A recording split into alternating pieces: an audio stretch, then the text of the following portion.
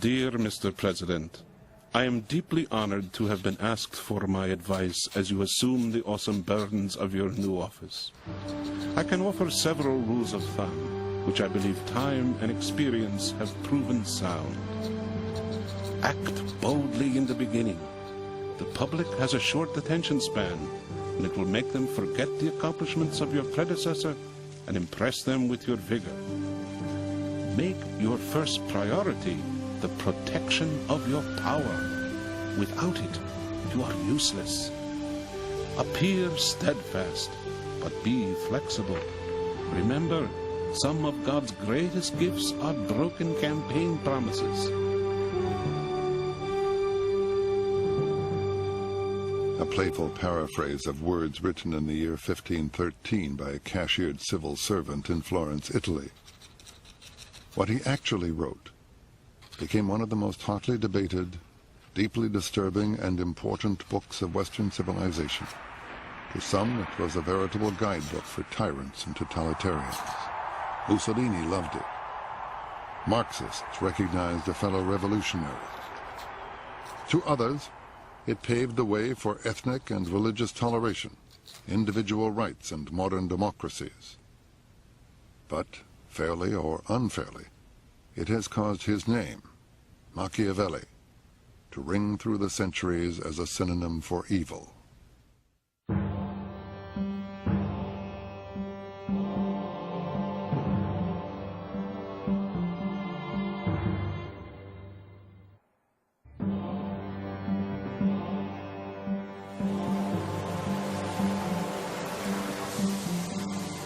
I compare fortune to one of those violent rivers which, when they are enraged, flood the plains, tear down trees and buildings. Everyone flees before them. Everybody yields to their impetus. There is no possibility of resistance. Yet although such is their nature, one may still take precautions when they are flowing quietly, building dams and dikes to control them in flood time. So it is with fortune. Rivers are not to be trusted. Neither are men. But both can often be controlled, given intelligence and power, and the willingness to get your hands dirty. Machiavelli is the first political thinker of the Christian era who systematically analyzed the requirements of power and survival. The Prince is a book about power. Political power at a time of city-states or principalities, ruled by men called princes. It amounts to 26 short chapters of analysis and opinion that range from the classification of government to advice on selecting staff. It was written to shock and re-educate its reader, and it still manages to do so, to challenge the political pieties of its day and explain to princes and prince wannabes how the game is really played. It tells the prince that before anything else, he must know how to fight. He must learn to be ruthless and cruel, to lie, break his word, and be ready to violate both morals and religious principles when needed. Though it also stresses the need to appear compassionate, moral, and devout. Some say Machiavelli invented modern politics. And when we read The Prince, we can see today's headlines.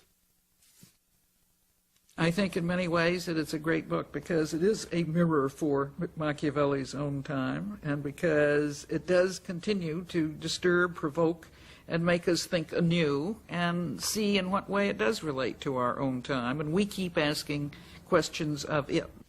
It was Machiavelli who said, "Get real," in Italian, of course.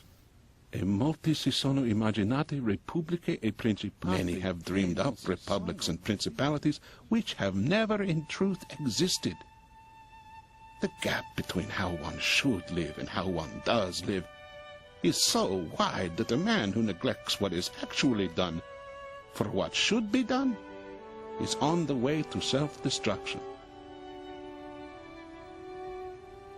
Machiavelli's focus on what is actually done is in tune with his times.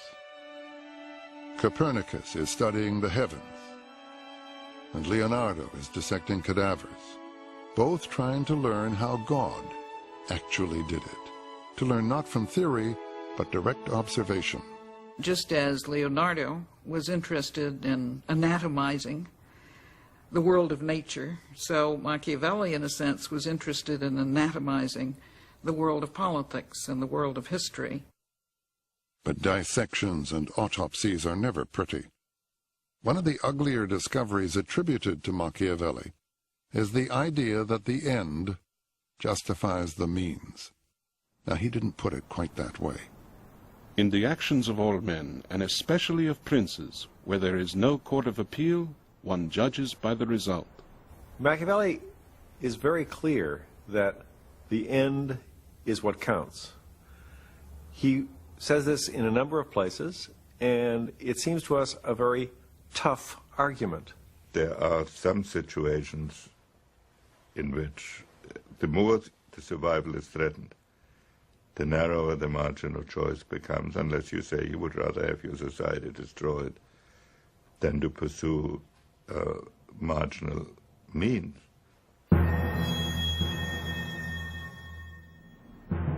What would you do to prevent this from happening to your people? What would you not do? Would you lie? Violate treaties? Assassinate people? Just where would you draw the line? Anywhere? On the other hand, if you are winning a war and your enemy is all but finished, how far would you go to minimize your own casualties? Machiavelli was acquainted with the moral ambiguities of power. A city the size of Atlanta, Georgia. He was a realist. Machiavelli pursued what some scholars have called amoral realism. First of all, what he was trying to do was create something that didn't exist up to that point, the nation state, in this case Italy. But what we need to ask ourselves is whether we really are in desperate straits, whether we really are up against the hard laws of necessity that Machiavelli is describing. I think much of the time we assume we are and are not. Like politicians today, Machiavelli justifies harsh or deceitful means as necessary to the common good. But his focus is on the presence or absence of power. What is it? How do you get it? How do you keep it? Good questions in any age, but stark and immediate in Machiavelli's. When I came to this interview, I left my home in Vermont as an isolated individual, drove a car to Boston, took an airplane to New York, came to this interview without people around me.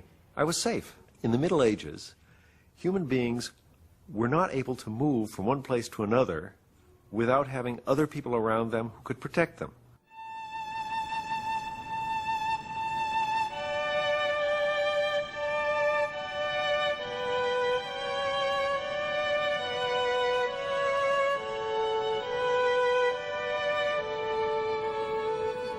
Florence, fabulous window on the past.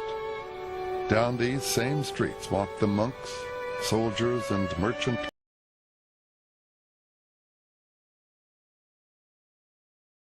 as famous as his.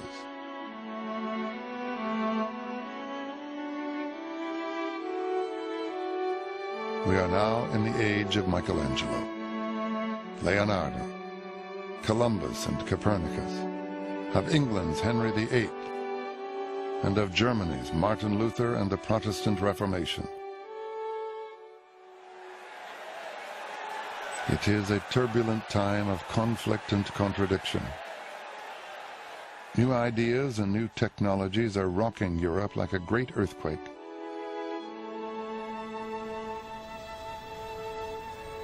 The medieval system is collapsing, and the idea that man is master of his fate is just beginning to take root.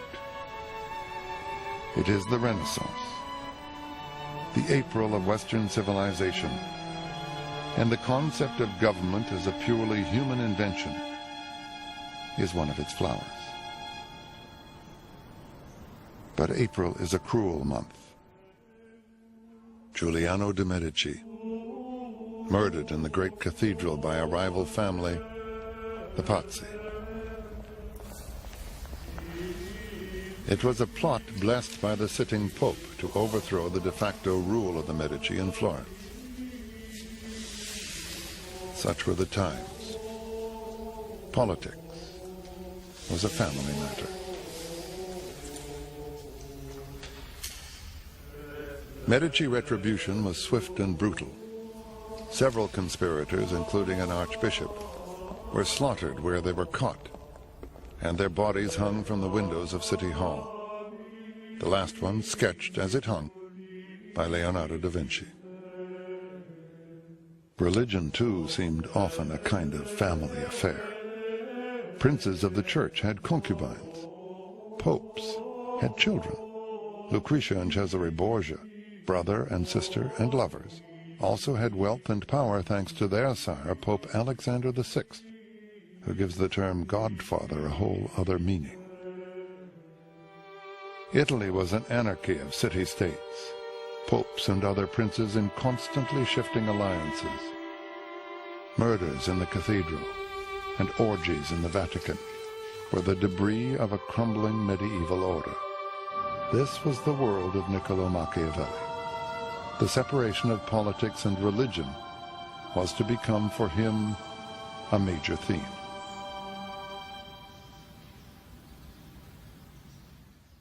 Getting religion out of politics was an idea with legs. Its mirror image would appear in America, whose founding fathers were trying to get politics out of religion. They would write it into their Constitution as the separation of church and state. We have not seen the end of controversies ignited by that idea, and it does have a dark side. That separation between ethics and politics, the belief that the good prince is not necessarily the good man, that appearance matters more than reality, that deception can be practiced, that it is better to be feared than loved, all those famous conclusions of the prince are ones that have eternally struck people as the most difficult and indeed painful question about politics, and they don't want to confront it. They don't want to believe that someone thought those things. Was the man who did think those things a Christian, a pagan, an atheist? Machiavelli was a Sunday Christian. He did not dispute the essential dogmas of the Catholic faith. He simply put them to one side when he came to think and talk about politics at all. If Machiavelli's prince seems to have a lot of moral leeway, the price for that is fairly steep. He must love his country more than his soul. He must be prepared to go to hell for it. To kill a man is still to kill a man. And a prince has to be ready to do it. He has to be ready to go to hell. Being in charge, being a ruler, being a prince is intrinsically a tragic job, and without redemption and without justification. Machiavelli found it possible to live with contradictory views, and therefore not to see himself, as he came very quickly to be seen, as anti-Christian or anything of the kind. Some think I should teach men the way to heaven, but I would rather teach them the way to hell, so they'll know how to go around it.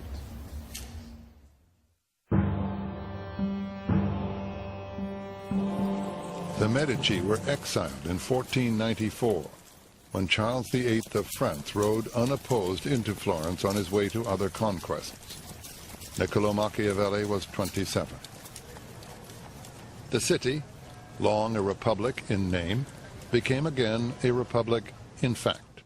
Its first leader was a fiery, puritanical, but very popular monk named Savonarola, who denounced the corruption of the church and was responsible for two of history's more notable bonfires. On one, Savonarola burned books and artworks. On the other, the church burned Savonarola.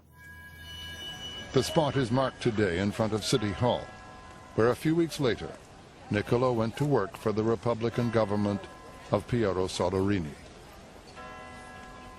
Machiavelli worked for the committee that was in charge of defense and foreign affairs.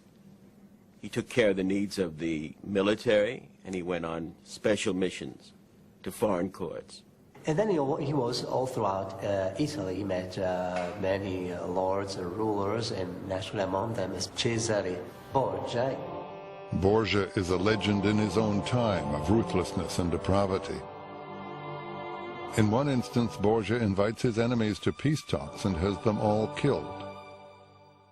That was the main impression that he got from Borgia, this cold blood and this capacity of using violence, let's say, well, crudeltà bene usata, that is for a very lucid political goal, not just a display of power, but in a very functional way.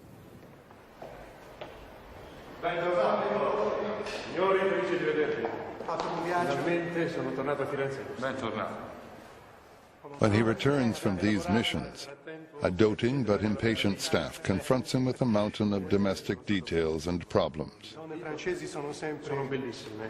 Ci sono dei problemi? È successo qualcosa? Tu sei stato bene, ma loro vogliono usufruire del potere. Ora devono pagare. But Niccolò has weightier things on his mind. He is a visionary, an Italian patriot convinced that only a single forceful leader can unify Italy. And he knows that independence will require a citizen army. Machiavelli believed that the mercenary armies that characterized the military system of Renaissance Italy, and indeed of much of Europe, were a terrible mistake. That the Romans had used civic militias, that every state should use its own citizens, that only in this way could you get the commitment and ethos of civilians to express themselves in the defense of the state, and that would have very good results in terms of the internal laws, institutions, and ethos of the state as well. Machiavelli sells the idea, and in a war with neighboring Pisa, his citizen soldiers perform moderately well. But in 1512, they meet hardened Spanish troops at a town named Prado. The Spanish mercenaries panic Machiavelli's militia, and a ghastly slaughter follows.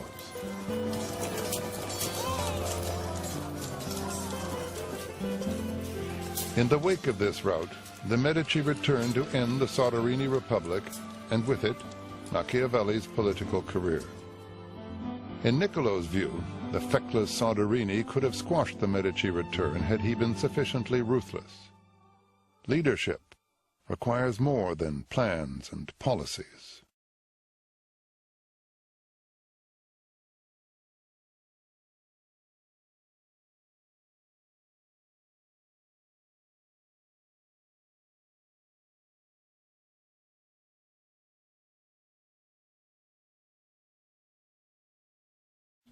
Machiavelli stressed two sets of attributes for the prince. One was very colorful. He used the image of the fox and the lion.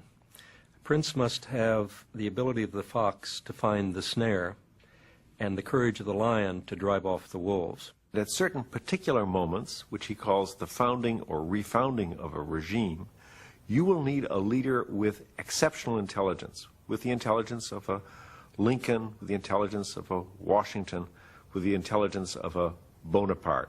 Machiavelli's breakthrough is that he gives us the persona, the personality of the political realist. He gives us the inner discipline of the strategist. And this is a discipline that involves a great deal of self-control, such that one cannot revel in conquest, one can not strike out impulsively, one has to be constantly scrutinizing one's own motives. One must constantly attend to others carefully, even civilly, lest you give away your own hand, and while you're trying to discern their own missteps or their own deceptions. And so what we get is someone who's not quite a Christian knight, but is nonetheless often very well behaved. He also gives us the political actor. The prince may or may not keep his word, may or may not be humane, devout, a man's man, a family man, depending on the circumstances, but he must appear to be all of those things. Men in general judge by their eyes rather than by their hands, because everyone is in a position to watch. Few are in a position to come in close touch with you. Everyone sees what you appear to be. Few experience what you really are. And so there is a larger sense in which the prince is playing a role, which is to appear to be the things he knows he must not necessarily be, and to appear to act on principle when what he's acting on is calculation, or what the modern world would refer to as long-term strategy, because in a certain way Machiavelli invented the very notion of a long-term strategy. Stay focused. Talk about things that matter to people. You know? It's the economy, stupid. Okay? So, as we always say, you know, speed kills. And we will die in this debate if we're not there first with our answers. Bush was on the defensive. But perhaps most important, Machiavelli's prince is a political artist. He sees the prince as somebody who takes matter as though it were marble and imposes a form on it as though that person were a sculptor. Form out of stone. Order out of chaos. Civilization from savagery. Michelangelo and Machiavelli's prince have much in common. Trouble is, raw material for the prince is human flesh and blood. For that, the prince must learn how and when to be cruel. And he must have studied war.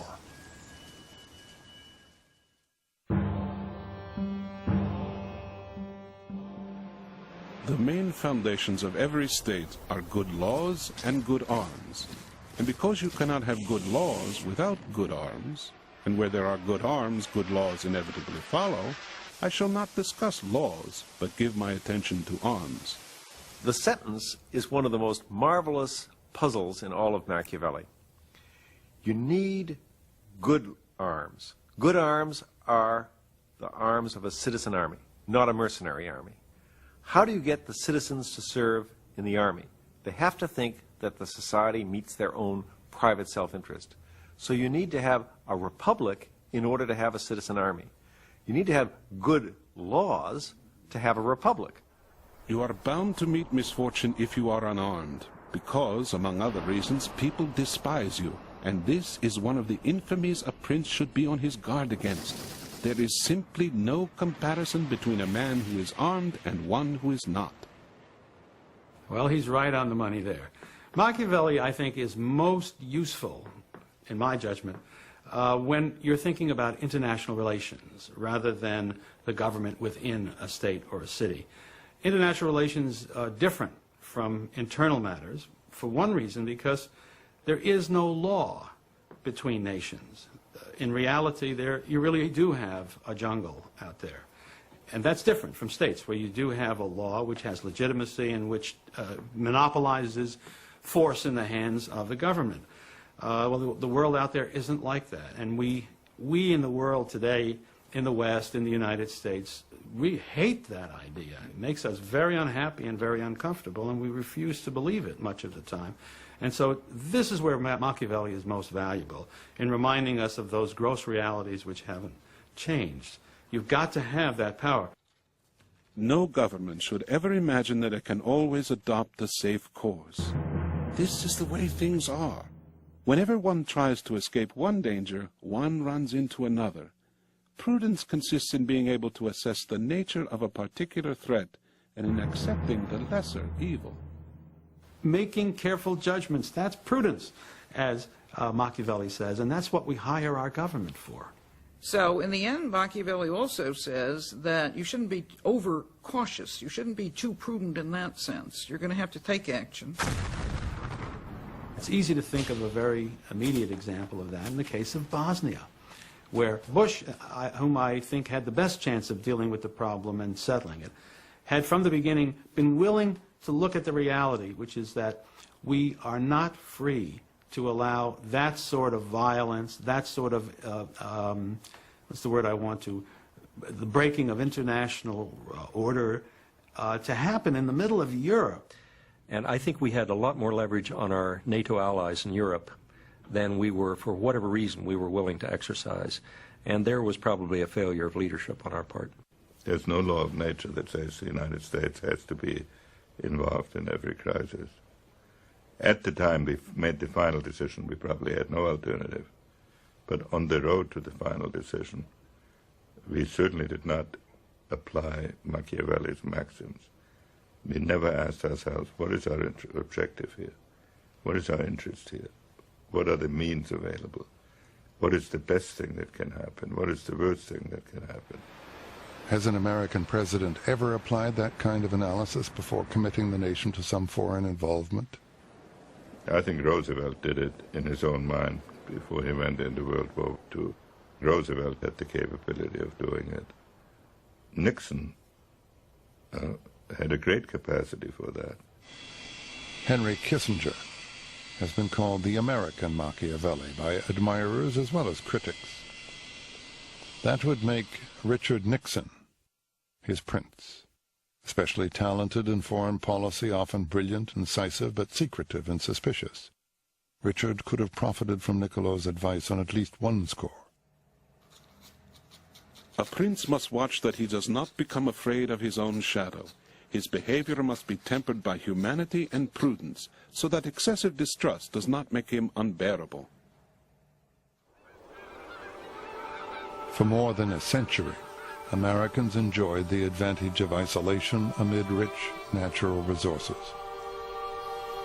They were the exception among nations, immune from Europe's Machiavellian virus, the politics of survival. Is that immunity gone now? We cannot afford the pure American exceptional approach indefinitely. Doesn't mean that every end justifies every means, but it means that the purity that we have tended to, with some of our academics and some of our leaders have insisted on, will be much more difficult. We destabilized governments. We tried to assassinate foreign leaders. We did some things, I think, again, particularly in singling out the Nixon administration, that were a violation of our principles, our ideals. I think we're suffering for that today. In the first 100 days, we will bring to the vote... While Machiavelli's real expertise seems to be foreign policy, some of his advice on domestic affairs also has resonance, at least for modern-day conservatives. A man should not be afraid of improving his possessions lest they be taken away from him, or another deterred by high taxes from starting a new business. But above all, a prince must avoid taking the property of others, because men sooner forget the death of their father than the loss of their inheritance. Seventh, require a 3/5 majority vote to pass a tax increase. On the other hand, his ideal prince does bear a resemblance to Lenin. Kill the old prince and his family, create new titles and powers, and give them to new men. He should make the poor rich and the rich poor, as David did when he became king. Machiavelli's advice seems so often to cut two or more ways. It is little wonder there is a score of differing interpretations of the prince. Take, for instance, the bit about fear and love. It is far better to be feared than loved if you cannot be both, but you must avoid being hated. Fear is useful. Hatred is counterproductive. Most corporate executives would agree with that. Strict adherence to Christian virtue is just out of place.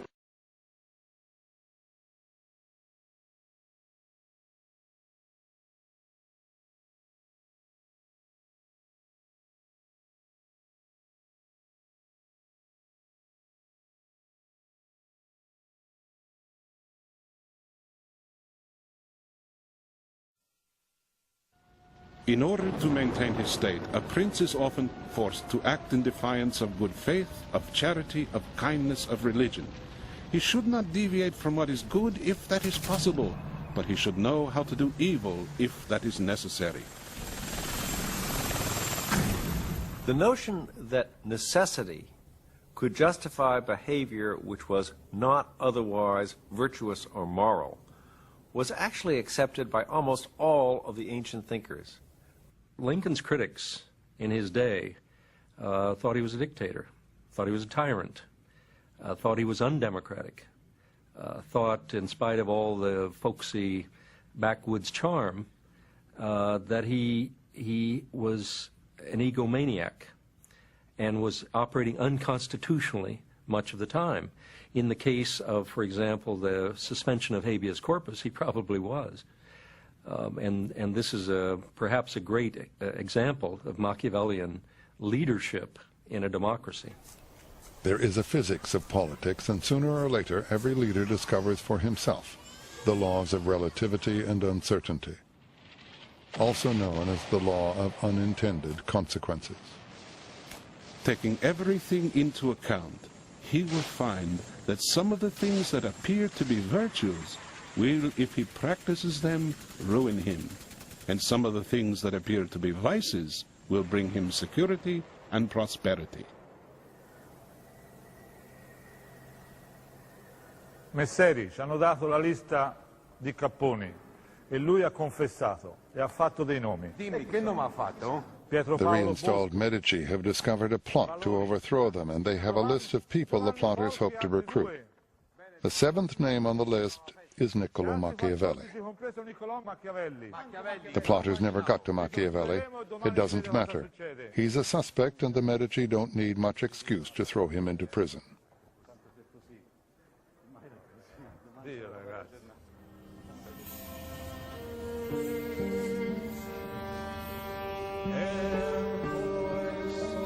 It is a prayer chanted by priests for those about to die.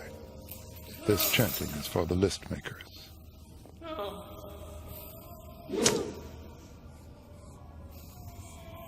Prison here has two functions: execution and interrogation. Interrogation means torture, quite legal and quite ingenious. What awaits Niccolò is the strappado, hands tied behind the back, hoisted by the wrists, and dropped part way. If the drop is far enough, it will tear the shoulders out of their sockets. Niccolò's drop is obviously less severe, but it is torture, and he learns well the uses of pain. The bond of love is one that men break when it is to their advantage to do so. But fear is strengthened by a dread of punishment which never abandons you. For Niccolò, the experience of the past few months has not been conducive to a romantic view of life, but it has been instructive.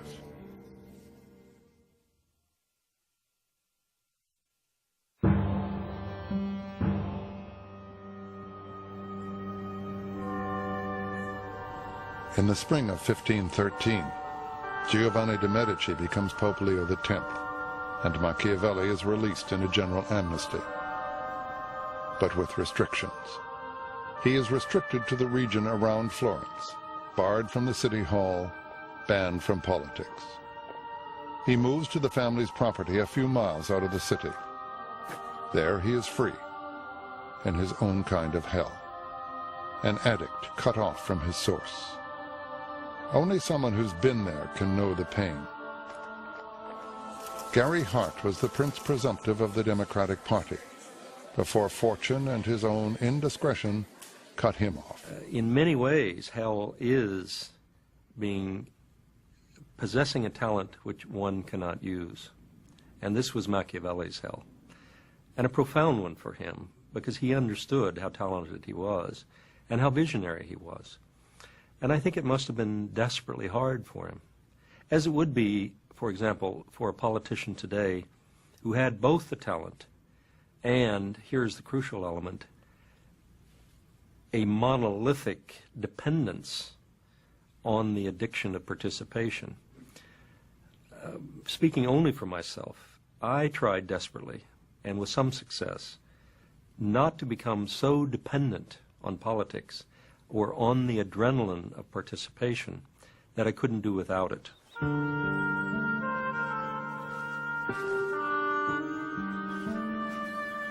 In a letter to a friend, Niccolò describes the narrow confines of his current life, supervising work on his property and killing time with the locals in the local inn. With these I sink into vulgarity for the whole day, playing at cards. And these games bring on 1,000 disputes with countless insults, and usually we are fighting over a penny. So involved in these trifles, I keep my brain from growing moldy. The personal Machiavelli seems entirely human. He is compassionate, witty, and profane, even sometimes obscene. He is married, but he is attracted to other women, and they to him. Machiavelli was a great guy. He was friendly, affable, loyal to his friends. He loved to go out drinking. He loved women. He loved good conversation. Just an ordinary, nice guy. Well, ordinary may not be the best word, but certainly Machiavelli seems anything but Machiavellian. He is personable. He is also a very talented guy. He wrote the best comedy of our literature, La Mandragola, in 1518. And, okay, there's a comedy with bitter and even somber undertones, but it's a lively play, wonderful. On the coming of evening, I return to my house and enter my study.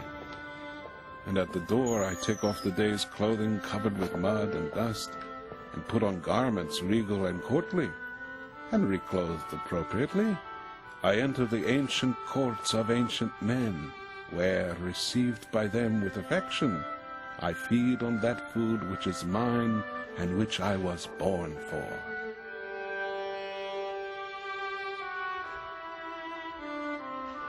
Niccolò begins to work on what he calls the Discourses on the First 10 Books of Titus Livy. It is a book of commentaries on the work of that Roman historian, and makes a strong case for a republican form of government. Then all of a sudden, he decides to try to get back into the government himself, and writes in furious time, in 3 months' time, The Prince. He interrupts the writing of the Discourses to take off this time to write The Prince, because he's anxious to get back into politics, into government life. Are there two Machiavellis here? One writing a book on the republican form of government, and the other, almost simultaneously, writing advice for tyrants. I look at Machiavelli's Prince as a work on statesmanship, and the Discourses as a statement of desirable objectives. And so I don't find the two incompatible with each other. Politics was his consuming interest, and if he could have made the world the way he wanted it to be, he would have preferred a republic. But he could live with both republics and with principalities, and his point was that you begin from where you are, and that you judge any form of government by its outcome rather than simply by its form. All the states, all the dominions, under whose authority men have lived in the past and live now, are either republics or principalities. Principalities are either hereditary. So begins the most famous job application in history. It joins Niccolò's passion for a united Italy with the fact of Medici rule. It urges the reigning Medici to take on a new role as nation founder. Niccolò offers a blueprint for a new kind of leader. So, who is this ideal prince? What are his qualities? Roughly that combination of strength of character, intelligence, courage, skill, and luck, which astronauts call the right stuff, plus a touch of ruthlessness.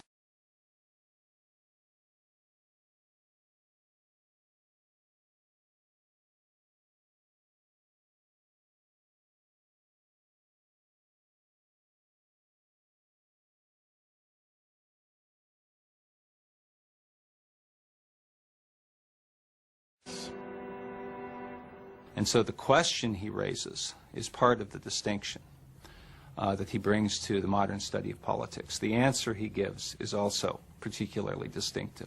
It's an answer that ruthlessly discriminates between politics and everything else, that asserts the autonomy of the political and the manner in which all other human values can be reduced to the struggle for power. and the provision or maintenance of order.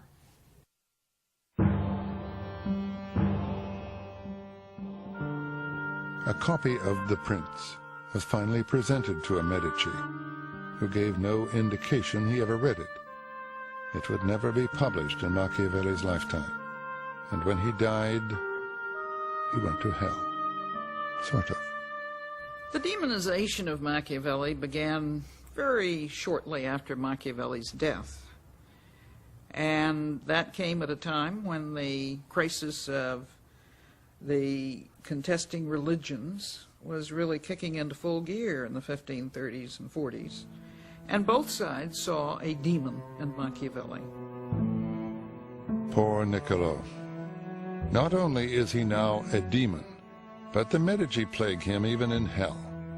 His ideas are said to have inspired the massacre of 50,000 French Protestants in 1572, while Catherine de' Medici was Queen of France. And Protestant England makes Niccolò its prime villain. There is the idea that everything that is base and Italian and Southern and Catholic is somehow Machiavellian. It is at that time, the time of Marlowe and Shakespeare, that this association with evilness becomes apparent. They talk about Iago as being Machiavellian. They talk about Richard III as being Machiavellian. Then there's a kind of rehabilitation that takes place in the era of classical republicanism, including some of the classical republicanism of England, when people began to look at Machiavelli the Republican. The state of Machiavelli's soul is a good deal less important to us than the nature of his legacy, the uses to which his ideas have been put. In the 20th century has seen him on the one hand as a precursor of autocratic or even totalitarian views of government, and on the other as a good Republican and a fine social scientist who helps us to understand how things work. Washington, Napoleon, Churchill, Lenin, intellectual children of the same father. How Machiavellian. Now, history can't tell us where Niccolò's soul ended up. But we do know that he believed in keeping up appearances, and that his mortal remains were put in the Cathedral of Santa Croce, among other honored Florentines.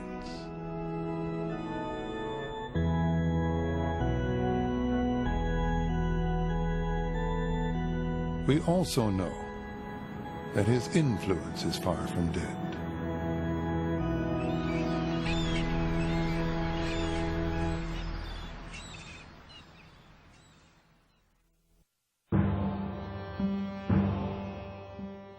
Machiavelli and the Prince seem very much in vogue today. For instance, a columnist for U.S. News and World Report used them to critique a president. And that same president quoted them to the Washington Post to support his policies. It must be considered that there is nothing more difficult to carry out, nor more doubtful of success, nor dangerous to handle, than to initiate a new order of things. For the reformer has enemies in all those who profit from the old order, and only lukewarm defenders in those who... So Machiavelli freelances now as a White House advisor. There's more than metaphor here. If Machiavelli invented politics as we know them, politics as we know them have given us back some latter-day Machiavellis. Advisors, strategists, political realists, maybe not above a dirty trick or two, but only in the name of good, clean winning. And if Machiavelli seems to work for two very different systems, so can these guys. Niccolò is doing well today.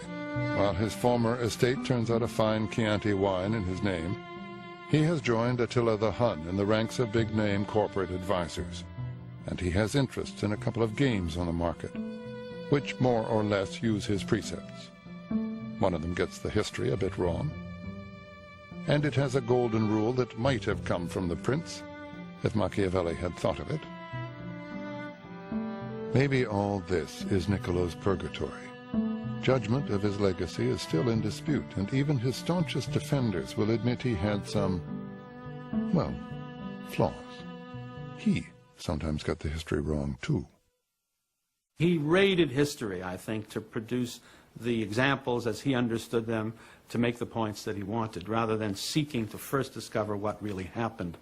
He was let's put it this way, he was not a producer of history, he was a consumer. I think that his assessment of human nature is one where anyone would agree that human nature is imperfect. But for Machiavelli, it's more than imperfect. It is never guided by a good motive. And that, I think, is, in fact, less realistic. Like many realists, he thought that reality was self-evident. And, in fact, reality is the hardest thing to assess. Machiavelli lived when new ideas and technologies were changing forever the realities of power and the notions of government. So do we, and his advice to analyze carefully the requirements for success without losing the courage to act seems painfully relevant today. The other thing that is left is to that he leaves us is to understand that once you have to put that analysis in the service of some idea, which he did in the Discourses, where he described his idea of republican government. And I think the Prince must be read in conjunction with the Discourses, because they are two sides, what was to him the same coin, and that was an important insight. There are certain books which are sufficiently complicated that they have a message for different people in different times, because somehow they've touched at an aspect of fundamental human experience. Plato's Republic is one example of that, Rousseau's Social Contract, or Locke. Machiavelli's Prince is a book like that. It deals with an aspect of human life in a very profound way. The central aspect being the role of leaders and why leaders are necessary in any complicated human community. Gary Hart has written the book which he says Machiavelli might have written had he been an idealist. Hart sees important similarities between Niccolò's time and ours. I believe that we are living on the hinge of history, on the cusp of history, and it happens no more frequently than every 100 years, sometimes every 500 years. And we are so in the middle of this, symbolically new century, new millennium, really new economic age, information versus industry or machines, and a new order in the world to replace the old Cold War order. And what is important is that this country find a new prince, find a patriot who can help us define what the next era is. Some readers of The Prince smell brimstone in its pages. Others find it more like ammonia, repugnant but profoundly clarifying. In truth, much of what Machiavelli wrote merely described how things actually were done in his time. The second sense in which I think Machiavelli is to be disagreed with is in the fundamental conclusion that he reached about the possibility of divorcing political matters from ethical considerations. I don't think it can be done, in fact. It's quite apart from whether it ought to be done. Yet few with any experience today would deny that much of what he wrote seems merely the common sense of politics. There's another sense in which we say Machiavelli is giving us the common sense of politics, and we ought to be more suspicious of this usage. There all we're saying is that what he says is common sense because we're already imitating him. So, Mr. President, having described how things really work in this perilous world, let me close with a few additional words of caution. Choose the most brilliant advisers. Tell them to speak to you candidly, and then be wary of their advice. When decision time comes, keep your own counsel. And never ever forget that you are in show business, that leadership is 9/10 acting a role. Never step out of it in public. Don't, for God's sake, carry your own bags.